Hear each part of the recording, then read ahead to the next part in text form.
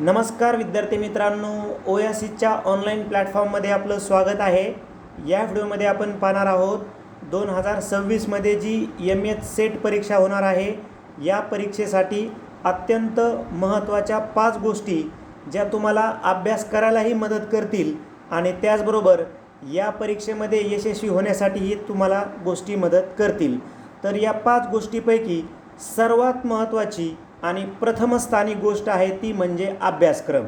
आपल्याला माहिती आहे की कोणत्याही परीक्षेची आपल्याला तयारी करायची आहे तर सर्वप्रथम आपण त्या परीक्षेचा अभ्यासक्रम समजून घेणं गरजेचं आहे। आता आपण बोलत आहोत एम.एच सेट परीक्षेच्या संदर्भानं। तर सर्वप्रथम तुम्ही इथे जी वेबसाईट दिलेली आहे या वेबसाईटवर जा आणि आपल्या परीक्षेचा जो सिलेबस आहे तो सिलेबस डाउनलोड करा, त्याची झेरॉक्स काढा आणि सर्वप्रथम सिलेबसचं वाचन करून तो सिलेबस समजून घ्या।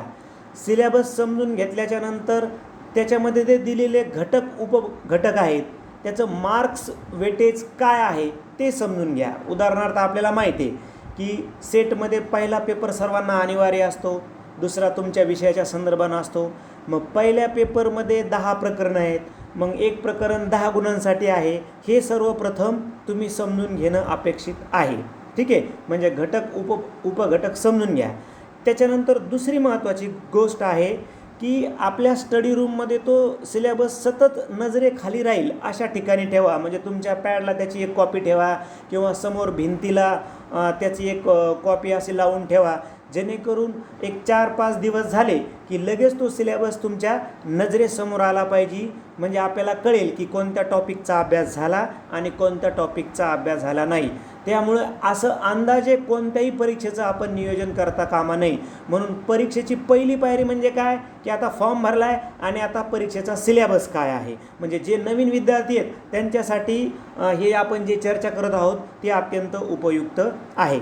त्यानंतर दुसरी महत्त्वाची गोष्ट आहे, आपण याच संदर्भाने म्हणजे पहिला जो पेपर आपण पहिल्या पेपरच्या संदर्भानं काम करतो त्यासाठी आपण पहिल्या पेपरच्या सिलेबसवर स्वतंत्र घटक उपघटकाचा विश्लेषण करणारा व्हिडिओ बनवलेला आहे, तो तुम्ही बघू शकता।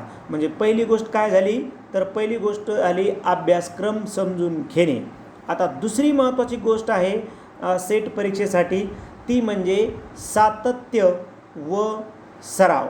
आता आपण पाहिलं की अभ्यासक्रम आपण समजून घेतला, त्याची झेरॉक्स काढली, त्याचे घटक उपघटक समजून घेतले, तर पेपर क्रमांक 1 आणि पेपर क्रमांक 2 पाहता आता त्याची खूप अभ्यासक्रम पाहिलं तर तुम्ही तुमच्या सब्जेक्टचा जर अभ्यासक्रम पाहिला तर तो खूप हॉस्ट तुम्हाला वाटू शकतो, ठीक आहे। म्हणून आपण काय करणार, त्याचे टप्पे उपटप्पे करणार।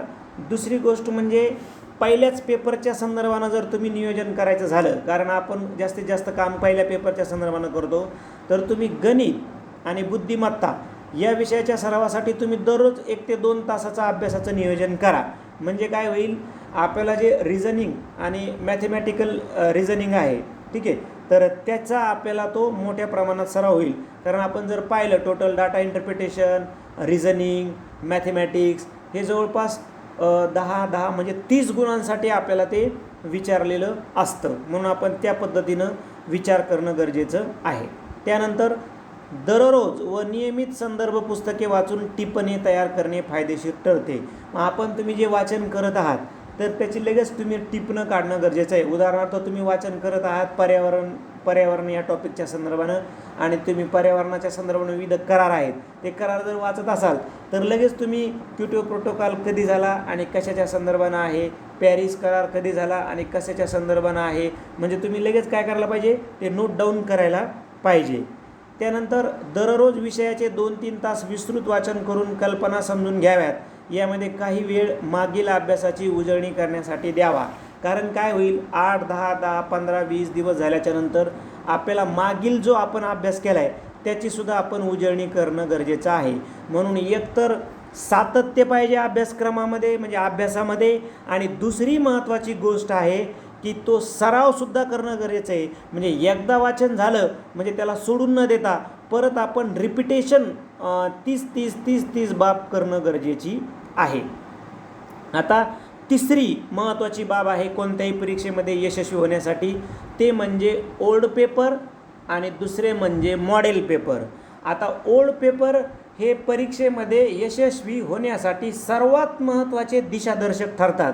कारण डायरेक्ट आपण मागील वर्षी, त्याच्या मागील वर्षी, त्याच्या मागील वर्षी काय आले, कोणते प्रश्न आले, स्वरूप कसं होतं, किती मार्क्सला या टॉपिकवर प्रश्न विचारले, हे आपण स्वतः ॲनालाइज करू शकतो ना.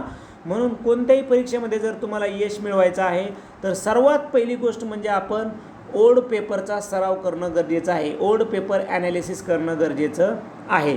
म्हणून तुम्ही दर 3-4 दिवसाच्या फरकाने आता जर एक जुनी प्रश्नपत्रिका जर सोडवली तर निश्चितपणे तुम्हाला त्याचा फायदा होईल. आपण आपल्या ॲपमध्ये ओएसिस करिअर पॉईंटच्या ॲपमध्ये मागील 14 वर्षाच्या प्रश्नपत्रिका तुम्हाला उपलब्ध करून दिल्यात. मागील 14 वर्षाच्या प्रश्नपत्रिका, जिथे तुम्ही प्रश्नपत्रिका अगदी ऑनलाईन पद्धतीने सोडवू शकता. परीक्षा होईपर्यंत कितीही वेळा त्याची PDF देखील व्ह्यूज करू शकता जर तुम्हाला काही अडचण येत असेल तर, मोठा प्रश्न असेल तर. आणि त्याचबरोबर त्या प्रत्येक प्रश्नपत्रिकेचा, प्रत्येक इयरच्या प्रश्नपत्रिकेच्या विश्लेषणाचा व्हिडिओ देखील तुम्ही आपल्या ॲपमध्येच पाहू शकता. म्हणजे सर्व एकाच ठिकाणी आम्ही तुम्हाला उपलब्ध करून देण्यात दिलेलं आहे. ठीक आहे. तुम्ही वेळेत पेपर सोडवा. जुना जरी असेल तर वेळेत पेपर सोडवा, जेणेकरून तुमचा सराव होईल. आता जुन्या प्रश्नपत्रिका झाले की पुढचा टप्पा येतो, कारण आता आपण अभ्यासक्रम करायला लागलो होतं, त्याच्यानंतर आपण अभ्यासक्रम घेतलेला आहे. आता आपण जुन्या प्रश्नपत्रिका पाहिलेल्या आहेत. आता आपण थोडंसं मिडल टायमिंगच्या पुढे आलोत, म्हणजे आता आपण परीक्षेच्या जवळजवळ येत आहोत. मग त्यावेळेस आपण मॉडेल पेपर सोडवणं अत्यंत गरजेचं आहे.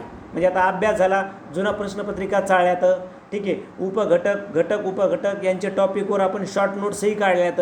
मग आता तुम्ही 2026ला जी परीक्षा होत आहे त्यासाठी तुम्ही मॉडेल पेपर सोडवणं गरजेचं आहे. आता आपण मागील 14 वर्षाच्या प्रश्नपत्रिकाचा अभ्यास केला, त्यांचं स्वरूप पाहिलं आणि प्रामुख्यानं जे मागचे 3-4 वर्षे आहेत, म्हणजे 2021, 22, 23, त्यानंतर 24, 25 यावर फोकस करून आपण काय केलं, आपल्या ॲपमध्ये 10 सराव पेपर सेट केलेले आहेत, जे तुम्ही ऑनलाईन पद्धतीने सोडू शकता. त्याची PDF व्ह्यू करू शकता.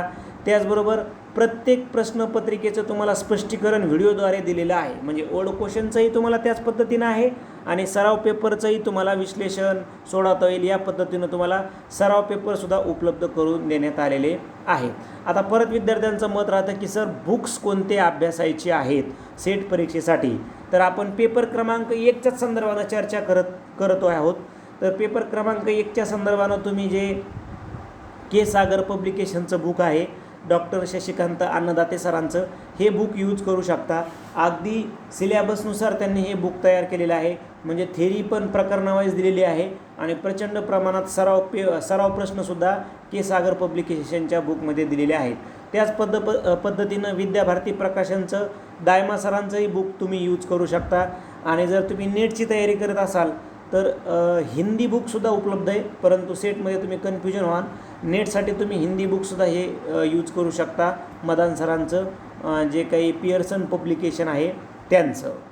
त्यानंतर आता बघा, बुक्स आपण माहिती घेतो आहे, आपण अभ्यासक्रम पाहिलेला आहे, आपण जुन्या पेपरच्या संदर्भानं चर्चा केली, आपण ओल्ड पेपरच्या संदर्भानं चर्चा केली, सातत्य, सराव या संदर्भानं बोललो.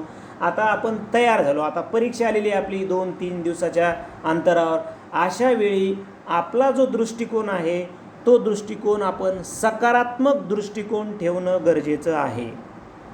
म्हणजे तुम्ही अभ्यास करताना असं वाटलं पाहिजे किंवा मला प्राध्यापक बनायचं आहे, हा दृष्टिकोन आपण समोर ठेवूनच अभ्यास करणं गरजेचं आहे. जेवढ्या काही परीक्षेच्या संदर्भानं नकारात्मक बाबी आहेत त्या तुम्ही दूर करा. आलं लक्षात? मग कोणतीही असो, तू पास होशील का, तुम्हाला मित्र म्हणू शकता, अरे तू प्राध्यापकाची परीक्षा पास होशील का, किंवा त्या परीक्षेचा काहीतरी प्रॉब्लेम झाला किंवा काहीतरी तुम्ही त्याबाबत नकारात्मक बाब ऐकली, यावर तुम्ही हे सर्व बाबी तुम्ही दूर करा आणि एक सकारात्मक दृष्टिकोन ठेवून तुम्ही परीक्षेला जाणं अपेक्षित आहे. याच संदर्भानं म्हणजे दृष्टिकोनाच्याच संदर्भानं अजून एक बाब असते की तुम्ही काय करता. समजा आपण पहिल्या पेपरचं उदाहरण घेतलं तर मॅथचा लगेच 1-2 प्रश्न आपल्याला येत नाहीत, पण तुम्ही बघा राहिलेले जे काही 12-13 प्रश्न आहेत, मग रिझनिंगचे असो, त्याच्यानंतर मॅथमॅटिक्सचे असो, तर ते अत्यंत इझी असतात. पण आपण काय करतो, जो अवघड प्रश्न आहे म्हणजे त्यावर आपण बोट ठेवतो 2% प्रश्नावर, आणि सर्वांना तेच सांगतो की सेट किती अवघड आहे, सेट किती अवघड आहे. अरे पण त्याच पेपरमध्ये तुला रिझनिंग विचारलं आहे, संख्या मालिका विचारली आहे अगदी सोपी, तुला वेगळा शब्द ओळखाया विचारला आहे, तुला तर्क व अनुमान, तुला वेन आकृती विचारली आहे, तुला क्रम लावा विचारला आहे. आलं लक्षामध्ये? म्हणजे सोपे पण प्रश्न प्रचंड प्रमाणात, म्हणजे जवळपास तुम्हाला 60 ते 70% प्रश्न सोपे असतात. परंतु आपण जे काही 5 ते 10% हार्ड म्हणजे काठिण्य पातळीचे प्रश्न आहेत हे हायलाईट्स करतो आणि सर्व मित्रांना सांगतो की सेट परीक्षा किती अवघड आहे. म्हणजे हा दृष्टिकोन कमी करा आणि मला जे जास्तीत जास्त सोपे प्रश्न आहेत ते पण येणार आहेत आणि मी आता अवघड प्रश्नांचा पण विचार करणार आहे, सोडवणार आहे. हा पण तुम्ही विचार करणं अपेक्षित आहे. ठीक आहे? नाहीतर तुम्ही बघा 2025ची बघा, 2024ची प्रश्नपत्रिका बघा, अत्यंत इझी रिझनिंगचे प्रश्न तर अत्यंत इझी तुम्हाला विचारलेले आहेत. तुमची जी नेहमी भीती वाटते आपल्याला मॅथ आणि रिझनिंगची, तर ती अत्यंत कम्युनिकेशनचे प्रश्न तुम्हाला सोपे विचारतात. लक्षात पर्यावरणाचे प्रश्न तुम्हाला सोपे विचारतात. बरेचसे प्रश्न रिपीट होत आहेत, ही पण बाब तुम्ही समजून घेणं गरजेचं आहे. त्यानंतर बघा आता यामध्ये अजून एक बाब कोणती आहे की ही परीक्षा निगेटिव्ह मार्किंग नाही आहे. ठीक आहे? निगेटिव्ह मार्किंग नाही आहे. त्याचबरोबर पेन पेपर नाही, OMR शीटवरच आहे, म्हणजे पारंपरिक पद्धतीनंच आहे, म्हणजे तुमचा सरावच आहे. तुम्ही अशा परीक्षा दिलेल्या आहेत, एकतर ती OMR शीटवर आहे आणि एक तर ती निगेटिव्ह मार्किंग नाही, म्हणजे पूर्णचे प्रश्न तुम्ही सोडू शकता. म्हणजे एखादा प्रश्न येत नाही तर सहज अगदी पद्धतीने तुम्ही त्याला सोडू शकता आणि क्लिक करू शकता. त्यामुळं याच्यामध्ये नकारात्मकता या परीक्षेमध्ये कोणतीही नाही. म्हणून सर्व गोष्टी तुम्ही पॉझिटिव्ह घ्या. अजून दुसरी बाब सांगायची म्हणजे तर ह्या परीक्षेमध्ये जे तुमच्या विषयात जे अगोदर मुलं पास झालेले आहेत तर त्यांना ती परीक्षा देताही येत नाही. ठीक आहे? म्हणजे ही जी परीक्षा तुम्ही देत आहात यामध्ये निश्चितपणे तुमचा जो आहे, म्हणजे तुम्ही जर अभ्यास करून गेलात तर निश्चितपणे तुमचं यश यामध्ये तुम्ही निश्चितपणे यशस्वी व्हाल आणि यावेळेस तुमचा रिझल्ट जो आहे तो क्वालिफाईड म्हणून येईल. त्यामुळं मी तुम्हाला परत सांगेल, तुम्ही जर आपलं ॲप डाउनलोड नसेल केलं तर ते ॲप डाउनलोड करा. तिथे तुम्हाला आम्ही ओल्ड क्वेश्चन पेपरची स्वतंत्र सिरीज करून दिलेली आहे, 14 प्रश्नपत्रिकांची स्वतंत्र, आणि मॉडेलची म्हणजे सराव पेपरची सुद्धा तुम्हाला तिथं सिरीज उपलब्ध करून देण्यात आली आहे 10 पेपरची, जिथे तुम्ही आपल्या ॲपमध्येच फी पे करायची आहे. ॲपमध्येच तुम्हाला पेपर सोडवता येईल, ॲपमध्येच तुम्हाला PDF व्ह्यू करता येईल आणि ॲपमध्येच तुम्हाला त्याचा व्हिडिओसुद्धा पाहायचा आहे. मला वाटतं या 5 गोष्टी मला महत्त्वाच्या वाटल्या. अजून काही महत्त्वाच्या गोष्टी असेल तर तुम्ही कमेंटमध्ये सांगा आणि आपल्या मित्रांनाही हा व्हिडिओ पाठवा. धन्यवाद.